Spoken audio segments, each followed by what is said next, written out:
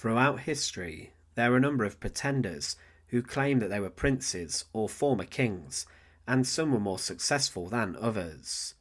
Some managed to raise armies and rebellions, and they gathered a huge amount of support, and one of the most historic was Perkin Warbeck, a young man who claimed to have been Richard of Shrewsbury, the Duke of York.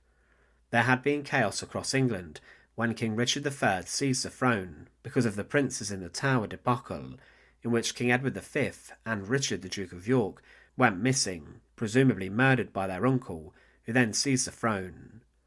Perkin Warbeck was a huge problem for the newly established King of England, Henry VII, and he spent roughly £13 million in today's money dealing with the pretender to the throne when he wasn't the richest king in the world, but eventually he had him executed at Tyburn in 1499. But what happened with his execution? To support our channel, please make sure to subscribe. Perkin Warbeck appeared in 1491, claiming to be Richard the Duke of York, the younger of the Princes in the Tower.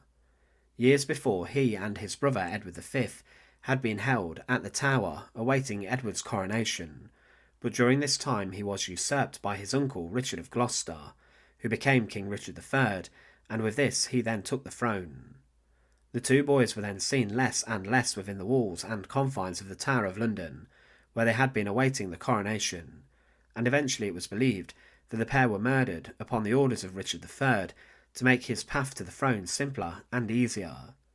There have been today rumours that the boys may have actually been moved abroad, and some evidence does point to this, but there is also evidence that alludes to the boys being slaughtered in their sleep within the Tower.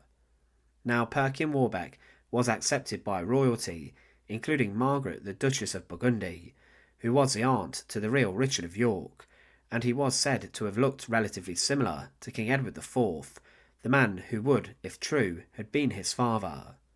He was also very well mannered, and was someone who had probably been schooled in the manners of a royal. But by claiming to be Richard of Shrewsbury, the Duke of York, Warbeck would have been the rightful King of England, and thus King Richard IV. Warbeck was even entertained by the King of France and the Holy Roman Emperor, as well as the King of Scotland, and James IV of Scotland even gave his cousin to marry Warbeck, but he later changed his mind and refused Warbeck's claim to the English throne. But Henry VII, the newly conquering king, who had defeated King Richard III, was worried about the possibility of one of the princes in the Tower existing, as it would have caused chaos and invalidated him off the throne. He had dealt with another pretender, Lambert Simnel, and he was quickly discredited, but Perkin Warbeck was a different level of difficulty. Henry tried to track him down, and Warbeck was being kept by the King of France, Charles, and was living the life inside of a castle. It was claimed at the time that it hath been made plain enough that the younger son of King Edward was conveyed into a foreign land by sea, and that foreign country was Flanders, as all the stories testify, and he was still and a long time kept close, and there may the more credit be given to that report of these matters, because it agreeth well with that which was made thereof by Duke Richard, or Perkin Warbeck himself, for so he was now called or nicknamed. Perkin Warbeck made a number of attempts to invade England with the support of the Irish and also partially the Scots, but he was captured at Beaulieu Abbey, and Henry VII received the surrender of Warbeck's forces. He was then locked up at Taunton, and then inside the Tower of London, and he was paraded throughout the streets on horseback amid much hooting and derision of the citizens of London, and he was then held under lock and key within the Tower. But strangely, Warbeck, who had caused Henry VII so many problems, was initially treated very well, and as soon as he confessed to being an impostor, he was released from the Tower of London, and was actually lodged at Henry's court. He was even allowed to be there at royal banquets, but was kept under very close watch and guard, and he was not allowed to sleep in the same bed as his wife. 8 months later, after these conditions, Warbeck tried to make an escape, and he was captured and then held in tougher conditions within the Tower of London yet again.